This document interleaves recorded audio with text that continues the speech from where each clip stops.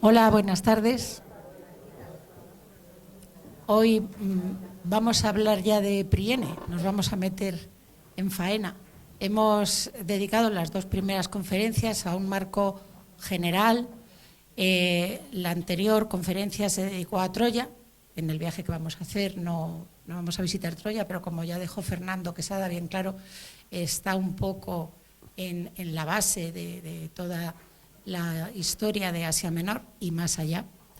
Y hoy, con Manuel Albaladejo, nos vamos a empezar ese recorrido por las ciudades griegas de Asia Menor que algunos vamos a tener la suerte de conocer.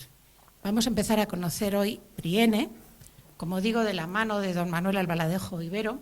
Él es licenciado en Derecho por la Universidad Complutense de Madrid y doctor en Historia por la Universidad de Alcalá de Henares. Ha sido profesor asociado en esta Universidad de Alcalá y en Valencia. Ha tenido 2 becas postdoctorales en la Universidad de Friburgo y actualmente es profesor titular en la Universidad de Valencia en la especialidad de Historia Antigua.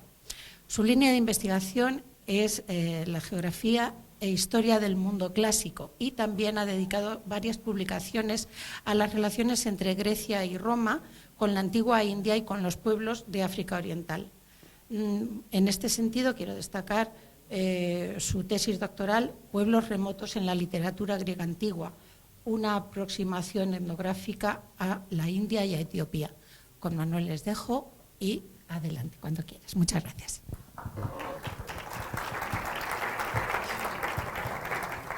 Gracias. Bueno, para hablar, basta con estos micrófonos, creo. Muchas gracias, sí. Bueno, pues tengo que agradecer, pues, desde luego, a los organizadores y coordinadores de este interesantísimo ciclo de conferencias, el que me hayan invitado, también a la dirección del Museo de Albacete, que antes he tenido la oportunidad de visitar, a Llanos, por esta simpática presentación que ha hecho, muy amable. Y, bueno, antes de comenzar, les digo que espero que la voz me aguante, no porque tenga ninguna enfermedad, ningún virus, ni nada similar, sino porque la semana pasada estuve un poco resfriadillo, ya se me ha pasado, pero siempre quedan secuelas en la voz, y aparte, esta mañana he dado clase y, bueno, hay que decir que quien esté habituado al mundo de la educación últimamente, pues debido al escaso interés que tienen ya los alumnos por la materia, pues hay que desgañitarse, hay que llamar la atención de alguna, bueno, de todas formas posibles y demás, hacer que las clases sean, bueno, todo lo amenas, que puedan ser unas clases universitarias, etcétera, etcétera, llamar la atención a los niños que están jugando con sus videojuegos en el ordenador y todo ese tipo de cosas, y además esto ya, digamos que ha llegado a la primaria ya al mundo universitario, ha llegado a la primaria al mundo de los adultos, ¿eh? Esto completamente demostrado. Bueno, bien, pues como se ha comentado en la presentación, esta conferencia, bueno, va a girar en torno a esta ciudad de Priene. Ahora comentaremos también los aspectos geográficos, la fundación de la misma, y tengo aquí un índice para poder seguir un poco mejor la conferencia, donde, como se ve, bueno, voy a hablar de aspectos como la geografía. Evidentemente, primero hay que ubicarla en Asia Menor, la zona a la que corresponde, una geografía pues un tanto complicada, ¿no?, por el paso del tiempo, la acción de los fenómenos atmosféricos, la fundación, es decir, histórica, algún personaje, sobre todo va a ser uno en concreto, un personaje histórico que está vinculado a la historia de Priene, a su desarrollo. Luego también, bueno, veremos en la parte puramente histórica, bueno, pues alguna referencia a la revuelta jonia, revuelta de las ciudades jonias y la refundación que va a tener lugar, pues, en época de Alejandro Magno aproximadamente, hasta llegar a la época romana y posteriormente su decadencia en la Edad Media, decadencia del siglo XIII, que, bueno, lo comentaré más adelante, pero hay que decir que afortunadamente el hecho de que la ciudad fuera abandonada a finales del siglo XIII, después de la conquista otomana, ¿no?, de esa parte de Asia Menor, pues ha permitido que hayamos encontrado, bueno, los arqueólogos hayan encontrado desde finales del siglo XIX, que comenzaron las excavaciones científicas ya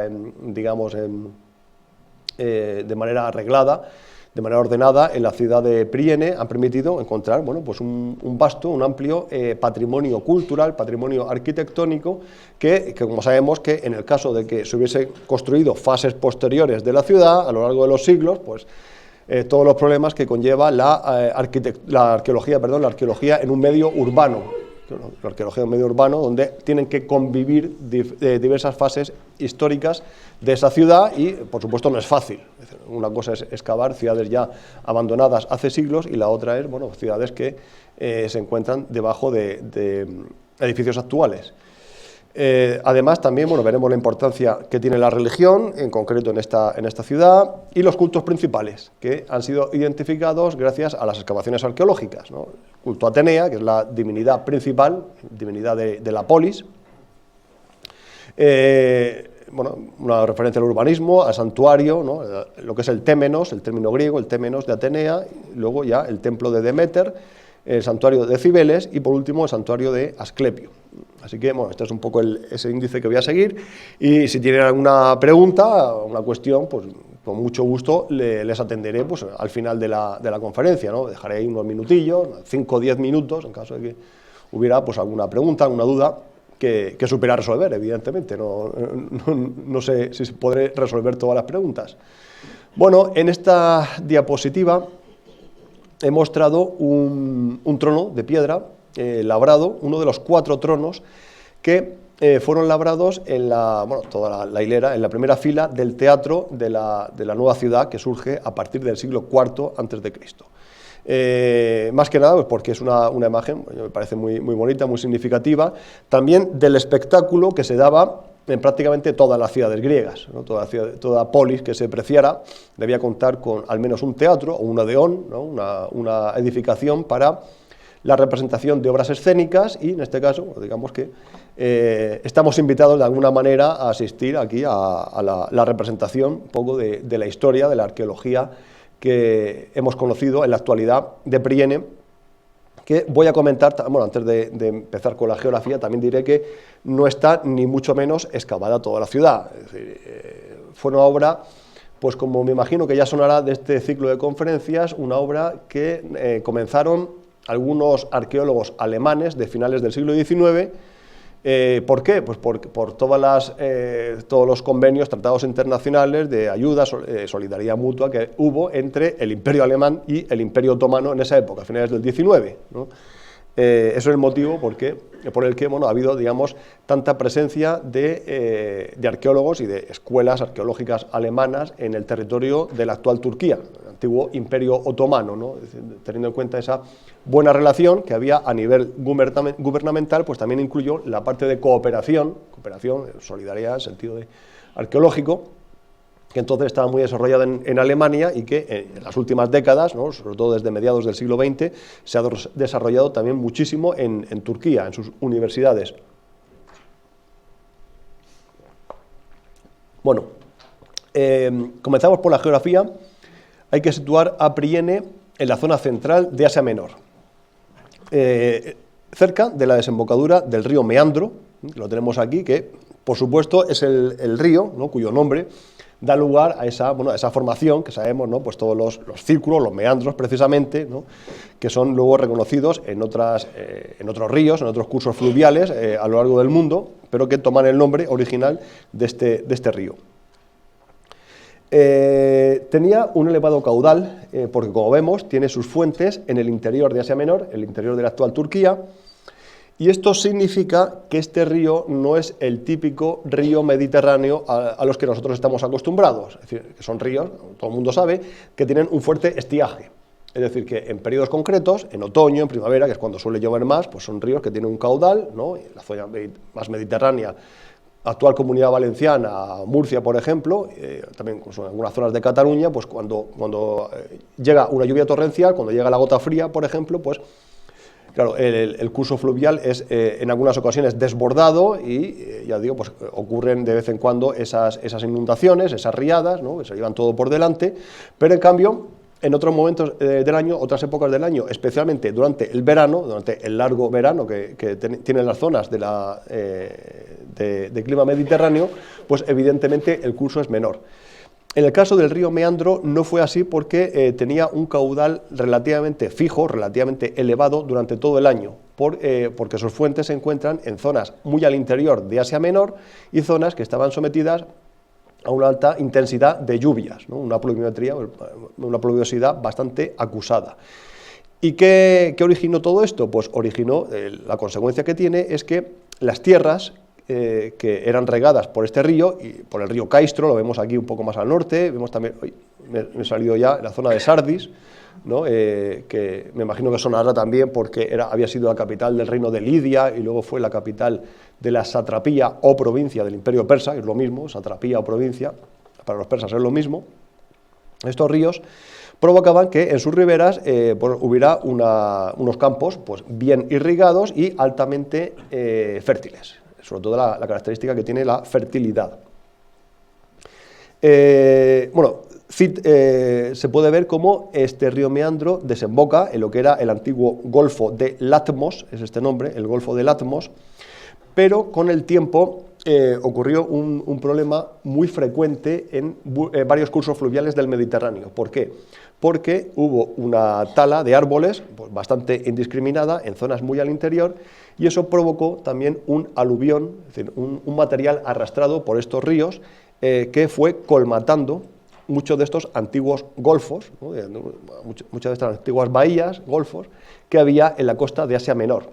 Y bueno, digamos que esto sería un poco el resultado de que al final, con el paso del tiempo, con el paso de los siglos, evidentemente, de un año para otro no se puede apreciar bien, pues lo que eran ciudades costeras terminaron convirtiéndose en ciudades que estaban tierra adentro.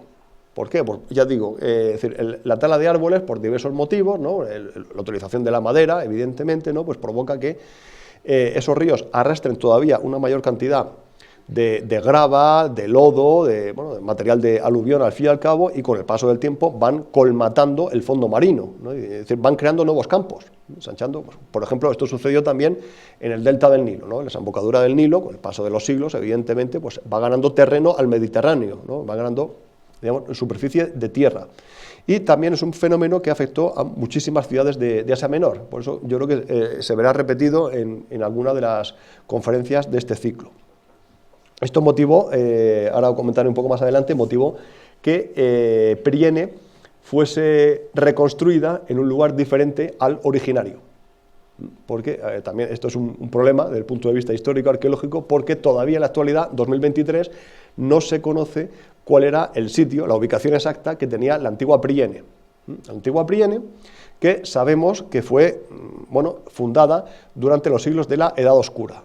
Seguro que el profesor Quesada la semana pasada habló de estos siglos de la Edad Oscura en Grecia, ¿no? Es como la cesura, el corte que hay entre la Edad del Bronce, la época micénica, en la época en la que supuestamente tiene lugar la guerra de Troya, que sabemos que es un hecho literario, es un fenómeno literario, que posiblemente está basado en fenómenos históricos, exagerados, puestos de relieve, evidentemente, adornados de forma literaria. Eso es el relato que hay pues, en la guerra de Troya, el trasfondo de la Ilíada. Y a partir de esas catástrofes que hay por el Mediterráneo oriental en torno al 1200 a.C., por poner una fecha concreta, redonda, y hasta el año 800, pues hay 400 años, 4 siglos, que se llaman la Edad Oscura porque la escritura se pierde en el mundo griego. No se da oscura por otro motivo, sino porque se pierde la escritura. Es decir, hubo escritura en época micénica, ¿no? Digamos, en la época de los griegos, de los aqueos que van a rodear a la ciudad de Troya y que finalmente terminan entrando por la artimaña del caballo, y hacia el 800, o el siglo VIII a.C., que es cuando los griegos adaptan la escritura del fenicio, del alfabeto fenicio, y ya vuelve a aparecer la escritura del mundo griego. Eso es la Edad Oscura. ¿Qué sucede a grandes rasgos en esos 400 años? Bueno, pues sucede la emigración griega a Jonia. Desde la parte europea, ¿verdad?, la zona por donde encontramos a Atenas, el Ática, más al norte está Beocia, por ejemplo, con la ciudad de Tebas, ¿no? Una serie de zonas que son ribereñas del mar Egeo, pues durante esos 400 años, quizás hacia el 1100, 1000 a.C., emprenden una migración hacia toda la costa jonia de Asia Menor. De norte a sur, pues desde el Helesponto, la zona donde Troya está por aquí aproximadamente, ¿verdad?, pues hasta el sur, hasta la zona de Halicarnaso, enfrente de la isla de Rodas, que es esta de aquí, pues todo se puebla con emigrantes, ¿no? Con personas llegadas procedentes de la parte europea de Grecia. Por eso, es decir, dan lugar, ya digo, a ese fenómeno, ¿no? de ciudades jonias en esa costa, ¿no? Precisamente porque se asientan en el lugar al que llegan los emigrantes procedentes de la parte europea del Egeo. Bien, como digo, bueno, pues en ese momento es cuando se funda la ciudad de Priene. Hay relatos muy posteriores que hablan de la fundación mítica, evidentemente son relatos pues, basados en leyendas, en mitos, en mitología griega. Hablan de un tal Épito como fundador de Priene, un personaje llamado Épito, y luego se habla también en otros relatos de un tal Filotas que habría llevado hasta allí a personas procedentes de Tebas.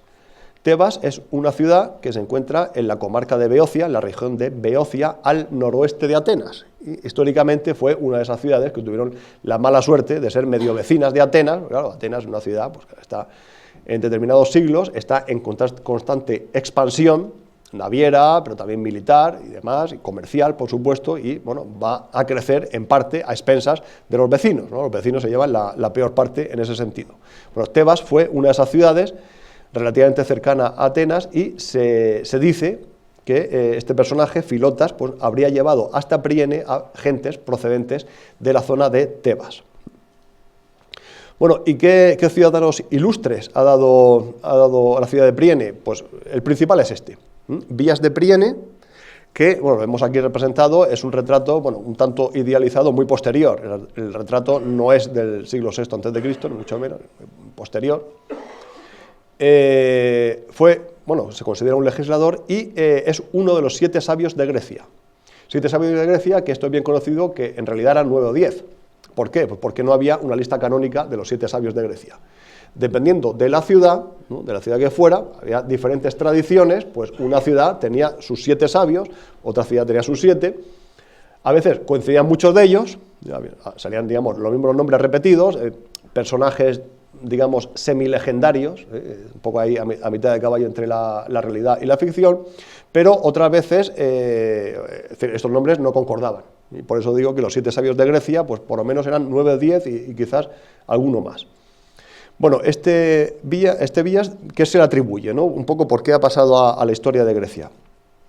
Bien, pues en concreto se le atribuye, bueno, una serie de, algunos dichos, pues evidentemente son sabios, son personas que tenían prestigio social en su comunidad, en su polis, y bueno, se le atribuye también una participación política, pues como tenía que ser todo habitante, todo ciudadano de una polis, una ciudad-estado griega, pues debía participar en política, es decir, no debía dedicarse únicamente a cultivar las artes, por ejemplo, o la literatura, ni mucho menos, sino que debía tener también una vertiente en el sentido pues, de servicio a la comunidad.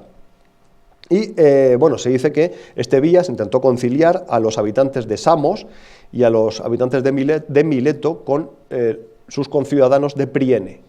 Vemos aquí Mileto, que, bueno, a la que Heródoto, en el siglo V a.C., llamó la joya o el adorno de Jonia, ¿no? Porque era algo así como la cabeza visible, la ciudad principal, ciudad donde van a surgir la filosofía y el pensamiento científico en Occidente, Mileto, y la isla de Samos, que la tenemos aquí enfrente, un pequeño canal estrechísimo, ¿no? Y tenemos que casi enfrente eran vecinos, y este Vías pues intentó conciliar a sus conciudadanos de Priene con los habitantes de Samos y los de Mileto. Y además de esto, también se sabe que Vías representó a su ciudad en las reuniones del Panjonio, que me imagino que es el nombre de un santuario, Panjonio, de toda la Jonia, agrupaba a ciudades y a islas de Jonia, y seguro que o sí ha sido mencionado o lo va a ser en las próximas conferencias, porque es un santuario que históricamente se ubicaba en el territorio de Priene. No se puede, bueno, se puede pensar, bueno, pues busco en internet a ver los restos arqueológicos que quedan del santuario y demás. Pues es complicado porque con el tiempo ese santuario fue cambiado de ubicación, fue cambiado de lugar. Bueno, pero hay una característica común, que es que a lo largo de toda la historia, varios siglos, ¿no? Que estuvo, digamos, abierto en funcionamiento ese santuario, el Panjonio siempre estuvo vinculado a la ciudad de Priene, a esta polis. su territorio, en sus alrededores. ¿Por qué? Pues sin duda la respuesta consiste en que Priene no era una ciudad lo suficientemente poblada, lo suficientemente importante, el terreno político o militar, y por ese motivo otras ciudades con mucho más peso, la propia Mileto, la isla de Samos, la isla de Quíos, que está al norte, bueno, la isla de Quíos es esta isla así alargada, esta es Samos, ¿verdad? No se ve demasiado bien, pero bueno, Quíos está al norte, o Éfeso, que está también más al norte de Priene, es decir, son islas y son ciudades que tienen un peso militar, político, social, en todos los órdenes, y por ese motivo siempre, bueno, pues si se queda el santuario Panjonio, que como su nombre indica, unía, era algo así como la sede de una federación, de una unión de ciudades y de islas de Jonia. Realizaban ritos en común, realizaban un ritual dedicado a Poseidón, es decir, una de las personalidades que tenía ese dios del mar y de los terremotos y de los caballos, que era Poseidón, era Heliconio, Poseidón Heliconio, con H, ¿no? Y ya digo, era el titular de ese santuario. Así que se reunían representantes de esas ciudades y de las islas de Jonia, pues para realizar, en primer lugar, pues una serie de rituales en común y también para decidir sobre asuntos políticos y militares que les incumbían a todas ellas. Y en el siglo VI, que fue la época en la que vivió Vías de Priene, el problema principal, acuciante, era la llegada del imperio persa. El imperio persa de Ciro el Grande está en plena expansión a mediados del siglo VI, ¿no? Es decir, ha terminado con la resistencia de Sardes, que era la capital del reino lidio, del reino de Creso de Lidia, el famoso Creso, ¿no? El personaje proverbial por su riqueza, fue el último rey de Lidia, liquidado prácticamente por los persas de Ciro el Grande, que ahora se quedan pues como dueños y señores de prácticamente toda Asia Menor, lo que es la actual Turquía. Van a quedar por poco tiempo esas ciudades e islas griegas, ¿no? De la costa jonia, pero poco a poco, en unos años, van a ir cayendo ya en las redes del imperio persa. En algunos casos por vía militar, son asediadas, alguna de ellas tomada al asalto. En otros casos, como hizo Mileto, pues que era una ciudad de navegantes y de comerciantes, pues por vía de la negociación, que se les daba muy bien, ¿no? Eran expertos en la materia, pues llegaron a acuerdos con Ciro el Grande, sus representantes, para aceptar ese dominio persa a cambio del pago de un tributo anual. Estas ciudades, por regla general, bajo los persas, es decir, no estuvieron sometidas duramente, sino que gozaron de una gran autonomía. Eso sí, tenían que pagar el tributo, además el tributo que era aquí atesorado en la ciudad de Sardes, ¿no? Como capital de la satrapía, repito, cada satrapía era una provincia dentro del imperio persa, y el resto de actividades, pues los persas hacían un poco la vista gorda, es decir, las ciudades griegas seguían teniendo una gran autonomía y para dedicarse a todo aquello que se les daba bien, pues fuera agricultura, producción artesanal, comercio marítimo, era fundamental en muchas de ellas. Y digamos que, bueno, este Vías de Priene, participa en algunas reuniones del Panjonio, de esa liga, de esa federación de ciudades e islas de Jonia, para proponerles que ante el avance persa, lo que tienen que hacer es emigrar en masa, es decir, unirse, por supuesto, pero emigrar en masa a la isla de Cerdeña, ¿no? Ahí, por el Mediterráneo central, ¿no? Pertenece actualmente a Italia, la isla de Cerdeña, y olvidarse de su pasado en Jonia, olvidarse de los persas, irse bien lejos, casi al otro lado del Mediterráneo. Bueno, hay que decir que no tuvo suerte, no tuvo ninguna fortuna, no le siguieron, y Priene acabó siendo conquistada, dominada por los persas. ¿En qué nivel? Pues no lo sabemos, porque como todavía no han aparecido los restos de la Priene de esta época, como he dicho antes, pues lo que se conoce, esto es la reconstrucción, son los restos de Priene reconstruida en el siglo IV a.C., es decir, más o menos hacia la época de Alejandro Magno, que por cierto va a ser un impulsor de las obras de Priene. Así que, bueno, no sabemos si hubo una conquista ahí sangrienta, por vía de la fuerza, fue más o menos pactada, etcétera, etcétera. Perdón.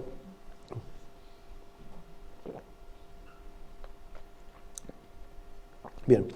Y bueno, también históricamente interesa saber que a comienzos del siglo V, entre el 499 y 494, tuvo lugar la llamada Revuelta Jonia.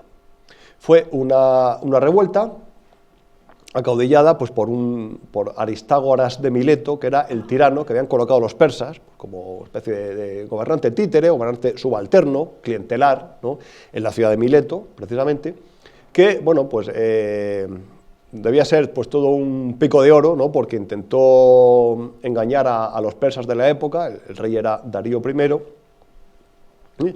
El tiro le salió por la culata y tuvo que medio retractarse, y al final, para que su vida no corriera peligro, ¿no?, pues por todas las promesas que había hecho de nuevas conquistas, de nuevas incorporaciones al imperio persa, nada de eso tuvo fortuna, pues cambió el péndulo por completo y se dedicó a liderar, a codillar una rebelión de las ciudades jonias contra el dominio persa. Bien. Bueno, como digo, dura 5 años, del 499 al 494, y termina ese último año, 494, en la batalla naval de Lade. Lo digo, ya digo, son datos que posiblemente van a salir muchas más veces en el ciclo. Batalla naval de Lade, Lade, L-A-D-E, que fue un fracaso de estos jonios. Aristágoras viaja a la parte europea, intenta traerse el apoyo de Esparta. Esparta tenía el mejor ejército griego por tierra, pero por mar no pintaba absolutamente nada. Además, pues un personaje, ya digo, pues muy locuaz, le gusta el chalaneo, para decirlo claramente, pero no tiene demasiado éxito.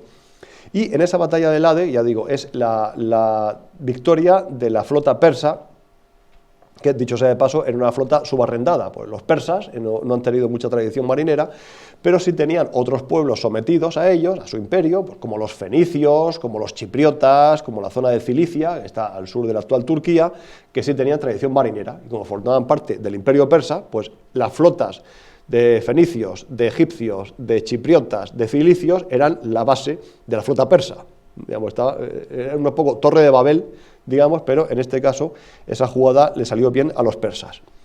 Bueno, pues en esa batalla Priene aportó 12 trirremes, ¿no? Las trirremes, digamos que era el barco de guerra típico de la época, típico de época clásica, del siglo V a.C., porque tenían 3 niveles de remos, trirremes, ¿no? El nombre, bueno, nos ha llegado a través del latín. 12, nada más, frente a 60 que aportó la isla de Samos. Por ejemplo, aquí, claro, Samos tenía una tradición marinera muy fuerte. Mileto había aportado 80, era la ciudad más importante de toda Jonia, sin duda. Bueno, Quíos había aportado 100, nada menos. A partir de esto se puede calcular, bueno, es un cálculo pues un poco a la remanguillé, pero se puede decir que, dado que cada trirreme solía llevar 200 personas a bordo, 200 personas entre remeros, la fuerza que había en el mar, la navegación en el mar Mediterráneo, quiero decir, la navegación a vela pues no es lo suyo, dependiendo del régimen de viento, dependiendo de la zona y demás, es complicada. Lo más efectivo era la navegación a remo, pues hasta la época del motor prácticamente, ¿no? También había tripulación, evidentemente, había tropa embarcada en naves de guerra, y bueno, calculando que Priene aporta 12 naves con unas 200 personas a bordo cada una, pues hace ese cálculo rápido, 2.400 creo, y se ha calculado que podría ser la mitad de la población ciudadana adulta. Es decir, que ciudadanos en Priene en esa época habría unos 5.000. Entonces, extrapolando los datos a partir de las naves, a partir del contingente que aporta cada ciudad y cada isla de Jonia. 5.000 ciudadanos. Y esto significa que en ese momento en las ciudades griegas ciudadanas no había. Es decir, sí que había habitantes femeninas de Priene, en este caso, por supuesto, ¿no? Pero sumando pues, esa población femenina más población extranjera, que no eran ciudadanos, extranjeros que estuvieran allí pues, trabajando en sus negocios, más esclavos, pues se da la cifra de unas 20.000 personas. Podría ser la población total de Priene en el siglo V a.C., que es comienzos de la época clásica.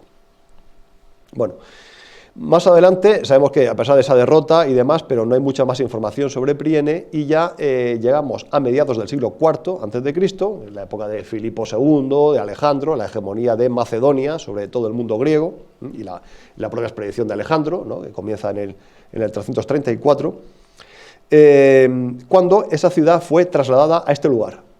Bueno, estos son reconstrucciones, evidentemente, a este lugar que es la ladera sur del monte Mícale. Este monte, esta montaña, es el promontorio, Mícale. Una foto, tenemos aquí fotos, este es el Mícale, el que aparece aquí, ¿no? Digamos a nuestra derecha, Antonio Micali. ¿Quién es el poder político que está detrás de esta decisión de trasladar la ciudad? Bueno, pues hay quien dice que son algunos de los hermanos del famoso Mausolo, porque ha dado lugar al mausoleo, ¿no? Al monumento funerario, mausoleo, todos evidentemente conocemos, pero que el primero, y esto voy a bajar un poco las diapositivas, es decir, el primer mausoleo fue el mandado a construir por Mausolo, que era el sátrapa de la región de Caria al servicio de los persas. Estos son propuestas de reconstrucción. Se puede ver, algunas son más sosas, de blanco, otras, pues, evidentemente la arquitectura antigua sabemos que estaba pintada, estaba decorada, ¿no? Es decir, esa imagen del mármol blanco impoluto que nos ha llegado a nosotros, ¿no? De tantos monumentos griegos y romanos, es ficticia, porque la pintura, pues con el tiempo se ha perdido, evidentemente, ¿no? Es decir, estos son, ya digo, propuestas de reconstrucción, pero más o menos tenemos una serie de elementos, ¿no? De lo que fue ese famosísimo monumento funerario de Mausolo. Bueno, pues se dice que los hermanos de Mausolo fueron quienes lo sucedieron en el gobierno como gobernadores, valga la redundancia, o sátrapas de la provincia persa de Caria, o quizás también el propio Alejandro Magno, ¿no? Que sorprendentemente, cuando entró en Priene, sí tuvo fortuna Alejandro. ¿Por qué digo esto? Bueno, porque Alejandro se presenta a sí mismo como el liberador de todas aquellas ciudades, territorios sometidos a los persas, ¿no? Su libertador, ¿no? Por el bien del mundo griego. Él era de Macedonia, de luego, y hay que decir, a Alejandro los griegos no podían verlo ni en pintura, no, ni en pintura, ni en mosaico, ni de ninguna manera, no, era su bestia negra, era su ogro, totalmente, pero él se mostraba, no solo de forma, digamos, propagandística o política, sino que estaba absolutamente convencido de ello, que él era el campeón de la cultura griega. Ya digo, era de Macedonia, una tierra pues, que los griegos consideraban semibárbara, ¿no? A Filipo II le dedicaban todo tipo de elogios, de borracho, bestia, animal, literalmente, no escatimaban ahí ningún tipo de denominación. Y Alejandro pues, era niñato, hijo de papá, digo, porque es que lo bueno de tener estos textos de la época es que vemos ahí cómo insultaban los atenienses y los griegos a Filipo y Alejandro. Bueno, pues cuando él iba liberando desde su punto de vista ciudades griegas que estaban sometidas al imperio persa, en muchas de ellas era rechazado. Le decían, pero ¿tú quién crees que eres? Niñato, tú aquí has venido aquí, pero ¿a ti quién te ha mandado meterte en este entierro, ¿no? en este berenjenal? En cambio, en Priene tuvo fortuna, ¿no? Ahí fue bien recibido, digamos, posiblemente por algún problema que tendrían ahí los habitantes, los ciudadanos de Priene con las autoridades persas, y en ese sentido, actuó Alejandro como benefactor de la ciudad y estuvo detrás de este impulso, ¿no? de reconstrucción o de nuevo emplazamiento, mejor dicho, de la ciudad de Priene. Bueno, el arquitecto que realiza el témenos, luego lo veremos en más detalle, ¿no? Este es el témenos, que es el santuario, el recinto sagrado de la diosa Atenea, que es la diosa protectora de la polis de Priene. Fue un personaje llamado Piteo, que está detrás también de la construcción del mausoleo. Es el mismo arquitecto. Esto es el conjunto del témenos, del santuario, el templo principal de Atenea es este de aquí, reconstruido, ¿no? Informáticamente, pero digamos que el cerebro pensante, el diseñador de todo esto, había sido ese tal Piteo, que también había diseñado poco tiempo antes el monumento funerario de este Mausolo, en la localidad de Halicarnaso. Y también, bueno, hay incluso autores actuales, historiadores arqueólogos, que atribuyen a este Piteo el trazado urbanístico de Priene, que, como vemos aquí, en estas reconstrucciones, es absolutamente ortogonal. Lo que ha pasado a la historia como la planta hipodámica, ¿no? Que se atribuye a un urbanista que era Hipódamo de Mileto, pero que en realidad está recogiendo este tratado rectilíneo, ortogonal, que ya habían utilizado pues sobre todo los fenicios. Antes de Hipódamo y demás hay precedentes, digamos, en la arquitectura fenicia, urbanismo, mejor dicho, urbanismo fenicio. Bien, A partir de esta época, ya digo, está esa presencia de Alejandro, que quiere favorecer a la nueva ciudad. De hecho, se conserva actualmente un fragmento de una inscripción, es un epígrafe, una inscripción sobre piedra, ¿no?, que perteneció al recinto de Atenea, donde aparece también el nombre de Alejandro, pues como benefactor que ha ayudado a la construcción del templo, etcétera, etcétera. No he encontrado fotografías de esa pieza, pero está en el Museo Británico. ¿Qué pinta en Londres? No lo sé, pero son británicos. Como son británicos, venga. Es que hay cosas como explico a los alumnos, es que claro, hay cosas esencias que no cambian en la historia, ¿no? Esencias que no cambian y tal, pues ya por ahí lo que fuera, ¿no? Pues sus agentes comerciales, sus diplomáticos, en la época del Imperio Otomano, ahora venga, para Londres. Es decir, con lo cual, bueno, lo importante de esto es que hay vinculación entre la figura del propio rey de Macedonia y la ciudad de Priene, la reconstrucción, el nuevo emplazamiento de la ciudad, ¿no?, en la figura del templo. En épocas posteriores, pues no hay muchas menciones. ¿Por qué? De forma resumida, a los historiadores de la antigüedad, tanto griegos como romanos, lo que les interesa sobre todo es donde hay materia, donde hay sustancia, es política y guerra. Es decir, si no hay grandes conflictos, si no hay jaleo político, para entendernos y demás, es decir, la vida transcurre plácidamente, de una forma razonable, eso a un historiador griego o romano no le interesa. Tiene que haber materia, sustancia ahí para llamar la atención también del público, ¿no?, del público lector u oyente, ¿no?, de esas historias. Con lo cual, bueno, claro, hay muchas fases de la historia, hay muchas ciudades que apenas conocemos, pero porque no sucede nada destacable en ellas, realmente, ¿no? La vida, bueno, más o menos tranquila, apacible, dentro de los límites que había en esa época. Sí que es verdad que a partir del 129 a.C., Priene va a quedarse integrada dentro de la provincia romana de Asia. Va a ser la primera provincia romana creada en ese continente, de hecho recibe el nombre de Asia, ¿no?, porque había 4 años antes, en el 133, el pueblo de Roma había recibido la herencia de Atalo III de Pérgamo, es decir, el último rey helenístico, el último rey griego de ese pequeño reino de Pérgamo, que ocupaba más o menos esta zona de Jonia, gran parte de las ciudades de Jonia. Este personaje, Atalo III, muere sin descendencia y, como sabe, es decir, es consciente de que Roma al final pues, va a poner ahí su punto de vista, sus intereses en todo el Mediterráneo, y dice, bueno, mejor acabar de forma pacífica que no a base de guerras, a base de derramamiento de sangre y demás, y por eso en mi testamento cedo este reino al pueblo de Roma, para que establezcan colonias y demás, y aquí que no haya ninguna guerra, que no haya ningún combate. Bueno, así fue. Y Priene se integra dentro de esa provincia romana de Asia. Posiblemente mantiene una forma de vida tradicional. ¿Por qué? Porque la presencia romana en Priene, como veremos también, bueno, pues se ve en algún tipo de edificio como las termas. Digamos que un elemento fundamental dentro de una ciudad romana, ¿no?, pues tienen que ser las termas, ¿no? Pues, digamos, una especie de balneario, podríamos decir, bueno, balneum es el término en latín también, que era el lugar de vida social, el lugar de encuentro, de socialización del mundo romano, pues tenía lugar en buena medida en estas termas, ¿no? También las termas, por regla general, solían tener lo que se llama, bueno, pues actividades culturales, es decir, salas de conferencia, un poco como esta, ¿verdad?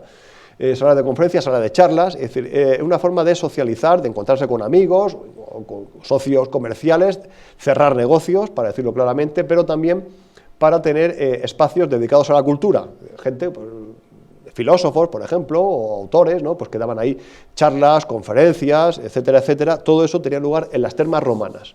Y en este caso sí que se construyen unas termas en Priene, en parte encima de un solar, de un espacio que había ocupado el antiguo gimnasio. El antiguo gimnasio, que era a su vez una de las principales instituciones educativas y culturales que había en las ciudades griegas. Pues, digamos, dentro del sistema educativo griego, que se llama la paideia, la educación física era fundamental. Literatura, ¿no? De hecho los alumnos tenían que memorizar ahí sus buenos papiros, ¿no? Es decir, largos números de versos de la Ilíada, de la Odisea, de autores trágicos, sobre todo, por ejemplo, de Eurípides y de poetas, o Píndaro o quien fuera, pero versos y versos. Es decir, no era como antes en el colegio, te aprendías 3 sonetos y bastaba, no. Es decir, cientos de versos. Y la educación física, que se hacía en las palestras, en los gimnasios, y la música, las 3 patas que tenía la educación griega. Bueno, pues tiempo después los romanos aprovechan también un espacio similar para aquí mostrar, imponer su cultura, su forma de vida, ¿no? Donde aquí las termas, ya digo, formaban parte de esa vida cotidiana romana, pero en todas partes, vamos, desde Centro Europa hasta el norte de África, ¿no? Allá donde hubo romanos hubo termas. Bien, de épocas posteriores, pues sí que sabemos que va a haber una serie de religiones, no solamente la religión griega va a estar presente, ¿no? Ya veremos los templos. También van a aparecer las religiones mistéricas, una vez que esté avanzado el Imperio Romano. Me refiero a cultos como el de Isis, el de Serapis, que proceden de Egipto, del Egipto helenístico, de los Ptolomeos, ¿no? De la dinastía tolemaica, que comienza pues, con ese general Ptolomeo, que había sido uno de los principales colaboradores de Alejandro.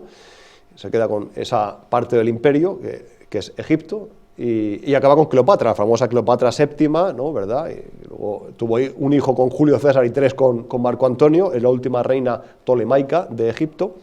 Pues a partir de allí se difunden esas religiones que son una mezcla de la religión griega politeísta con religiones egipcias. Hay una parte mistérica, ¿no? Para iniciados, que son la religión isíaca de Isis y la religión de Serapis.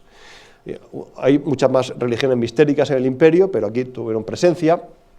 El contacto marítimo con Alejandría, el cristianismo, evidentemente, ¿no? También está presente, ¿no? Ese mundo, pues, de religiones de salvación, sobre todo. Una característica que tienen muchas de ellas, o casi todas, es que son religiones de salvación para sus seguidores, para sus adeptos.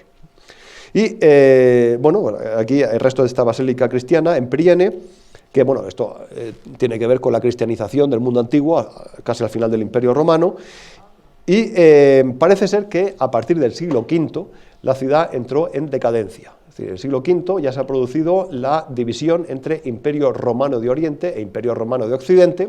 Priene cae, por supuesto, en el Imperio Romano de Oriente, que está gobernado desde Constantinopla, que es la antepasada o la madre del actual Estambul, ¿no? En Turquía. Y en las ruinas del templo de Asclepio, lo tenemos al final, esto es lo que queda en la actualidad de las ruinas del templo de Asclepio, ¿no? Cuando se ha producido la anastilosis, que es la reconstrucción de estas columnas del templo, que estaban caídas. Aquí se construye ya en el siglo XIII un pequeño fuerte bizantino. Estamos en la época del Imperio Bizantino, ¿no? En la Edad Media, y parece ser que el lugar siguió habitado hasta esa época, hasta el siglo XIII, época bizantina, como digo, pero el número de habitantes debía ser bastante reducido. Y es a finales de ese siglo XIII cuando ya se produce la conquista, la caída de la ciudad de Priene en manos de los otomanos, y ya no se conoce ninguna ocupación posterior. Es decir, el yacimiento queda sellado a partir del siglo XIII y únicamente es redescubierto, ¿no? Vuelve a la luz a finales del siglo XIX con esa actividad que han realizado arqueólogos alemanes, ¿no? Pues, digamos, de acuerdo con las autoridades otomanas. Bien, esto sería la parte dedicada a la historia de Priene, un poco de manera rápida. Religión, por lo que respecta a la religión, hay que decir que era un aspecto fundamental en toda ciudad antigua.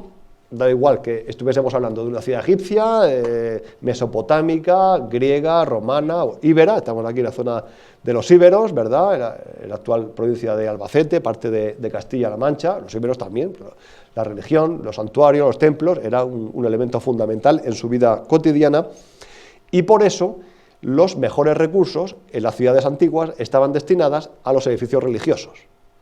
Y siempre pongo el ejemplo, llama un poco la atención, de la Atenas clásica. Todo el mundo piensa los templos de la maravillosa Acrópolis. La Acrópolis es la ciudadela, digamos, la parte fortificada en alto de la ciudad. El Partenón, demás, el Erecteion, los Propíleos, los monumentos del siglo V. Pero el resto de la ciudad, de Atenas, la parte baja, digamos, se bajaba al ágora, era el mercado, las zonas residenciales, pues era una cochambra. Una porquería, por decirlo rápidamente.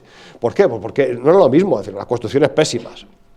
Roma no digamos, el problema de la vivienda en la antigua Roma, bueno, con las ínsulae, los edificios por pisos, que ya, se tenían más endebles, eso que, vamos, en fin, eran unas construcciones chapuceras, por decirlo de forma muy gráfica, ¿no? Es decir, ni siquiera tenían ventanas, las ínsulae, las casas de pisos en Roma, apenas tenían ventanas, ¿por qué? Para dar un poco de estabilidad, ¿no? Si empiezas a abrir vanos, hay huecos en las casas y demás. ¿El tiro de la cocina? No. En el mundo romano se comía en las tabernas, se comía en la planta baja, en las tabernas. ¿Por qué? Porque no había cocinas. ¿Cómo tiras el humo? No hay ventanas. En fin, el problema de la vivienda no es algo de actualidad, sino que ha estado presente en el mundo mediterráneo desde hace mucho tiempo.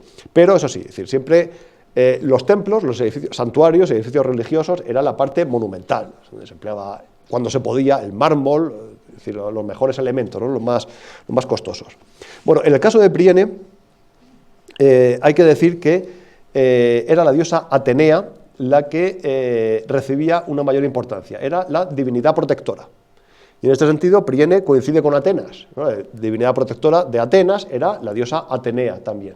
Y en Jonia se repetía bastante esta situación, no siempre, en otras ocasiones pues era Apolo, otras ocasiones la diosa Hera, la esposa de Zeus, o el propio Zeus, por ejemplo, pero Atenea, digamos que seguramente era la diosa protectora, la divinidad principal en muchas de estas ciudades de Jonia, el mayor número de ellas. En concreto, la vocación que se adoraba en Priene era Atenea Polias, que significa la protectora de la polis, la protectora de la polis, la ciudad, evidentemente. Y, bueno, en su honor pues, se construye este templo, que vemos aquí reconstruido, por supuesto, ¿no? Dentro de un santuario. Es decir, esto que vemos aquí, que estoy marcando con el ratón, es el Témenos, es el santuario de Atenea. Además de ella, hay que decir que había otras divinidades que tenían una importancia dentro de esta ciudad, dentro de Priene, porque no apostaban todo a la misma divinidad, sino que también sabían un poco discernir, diferenciar entre varias de ellas para tenerlas contentas, ¿no? Por decirlo claramente. Pues, por ejemplo, sabemos que en Priene también hubo culto a Deméter y Core, que es Perséfone, Deméter y la chica, la niña, ¿no? Como se llama Perséfone, es su hija, divinidades vinculadas con la agricultura, pero sobre todo con el caso de Core o Perséfone, con el renacimiento de la vegetación en la primavera. Tiene sentido ahora en esta época del año, ¿verdad? En marzo había muchísimo culto a ella porque vivía, en la mitología griega, Perséfone vivía parte del año, el invierno, el frío, vivía en el infierno, en el inframundo, en el Hades griego, y resurgía, volvía a la tierra en primavera. La vegetación, las flores, las plantas. Y también en Priene había culto a Asclepio, hemos visto antes el santuario, es decir, Asclepio era una divinidad, un hijo de Apolo, que se dedicaba a la sanación, a la curación.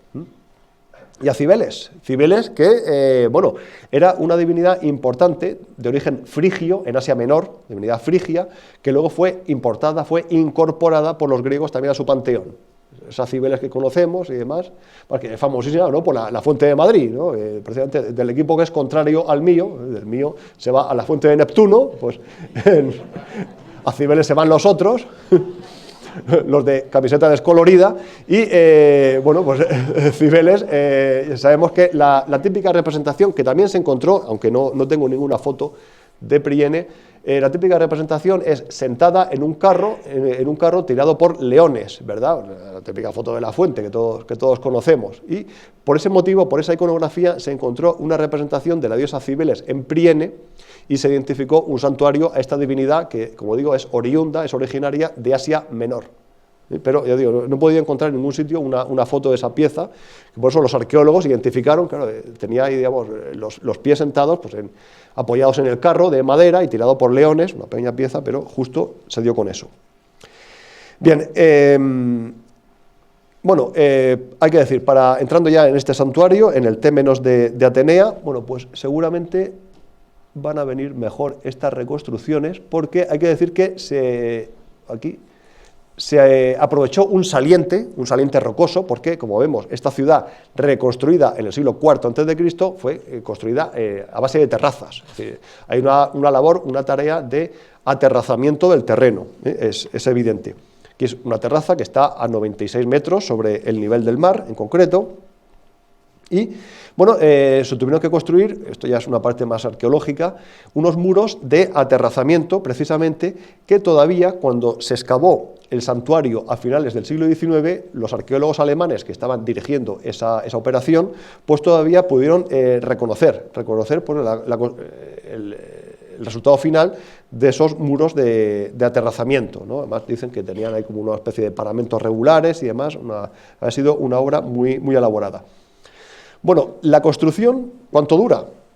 Pues comienza, evidentemente, a mediados del siglo IV, es decir, sea en la época de ese Mausolo de Caria, o sus hermanos, ¿no?, que lo sucedieron como gobernadores de la satrapía, o sea con Alejandro Magno, como he dicho antes, que va a ser un benefactor también de la ciudad, y no se termina hasta la época del Imperio Romano. Entonces, un poco, pues como, por ejemplo, las catedrales de Europa Occidental, ¿no? Catedrales, o sea, en España, en Francia, en Portugal, pues comienzan muchas de ellas siglo XII, siglo XIII y pues, acaban cuando pueden, en el XV, XVI, XVII, ¿verdad? Son obras que duran muchísimo tiempo. ¿Por qué? Pues fundamentalmente porque no hay financiación. Claro, es decir, se da el primer impulso, evidentemente, y luego, pues cuando se pueda financiar, pues se va continuando. Por ese motivo, esta obra pues demora bastante hasta la época de Augusto o Tiberio, que son, digamos, los dos primeros emperadores romanos, ¿verdad? Ya con el cambio de era.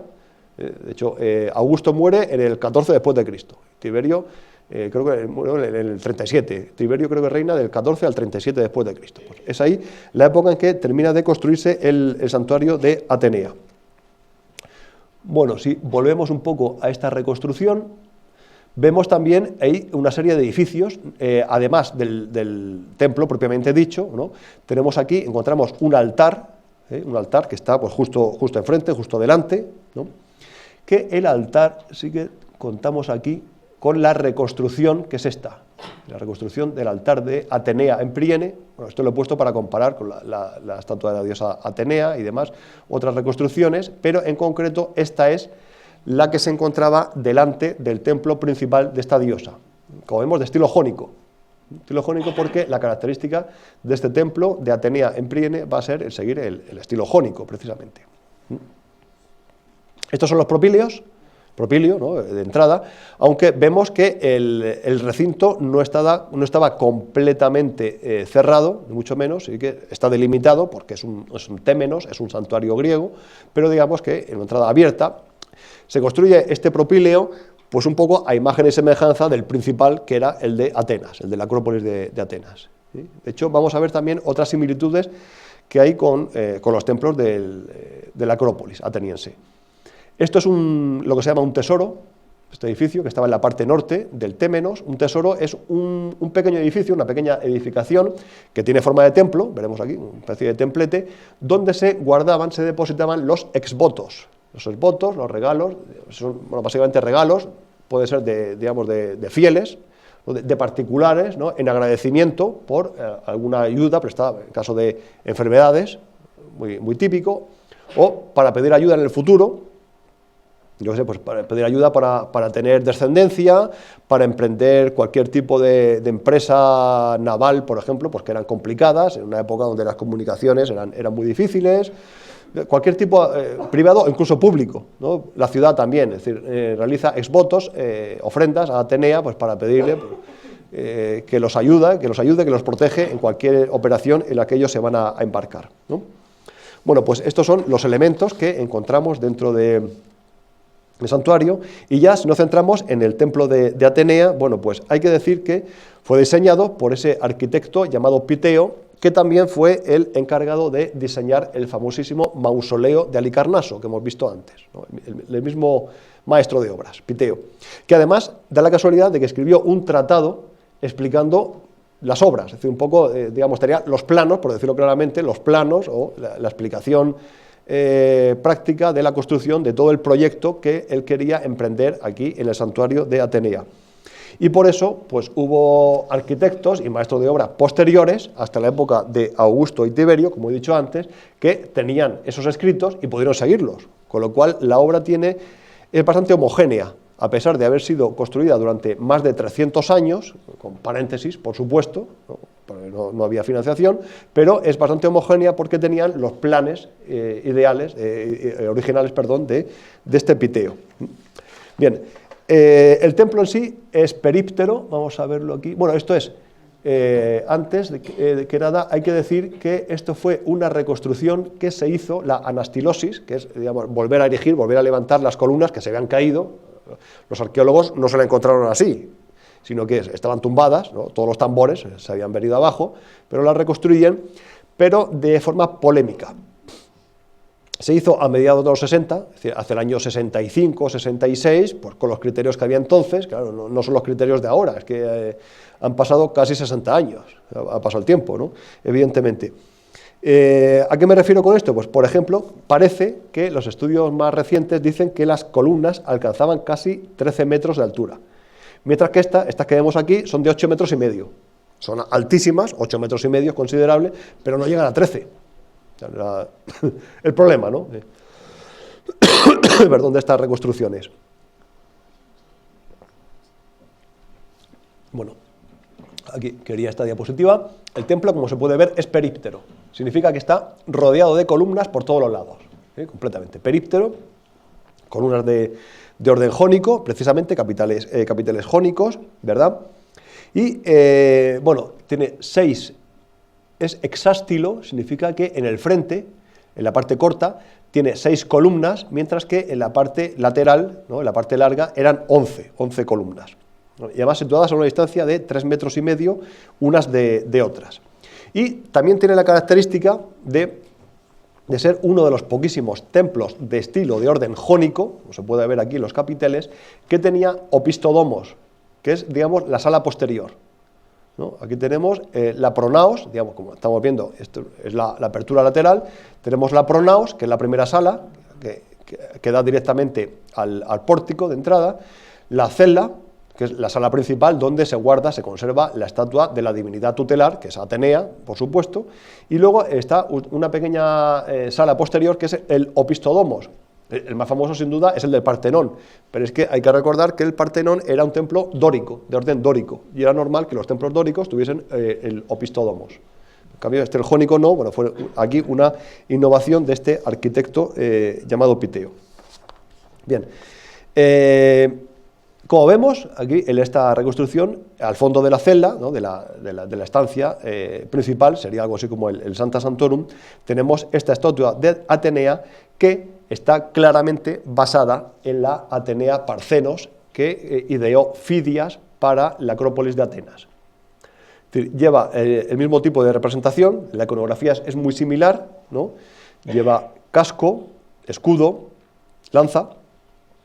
Y eso sí, aquí, la cabeza, es decir, las partes que eran de mármol eran las partes que vemos un poco expuestas al aire, la cabeza, los brazos y los pies.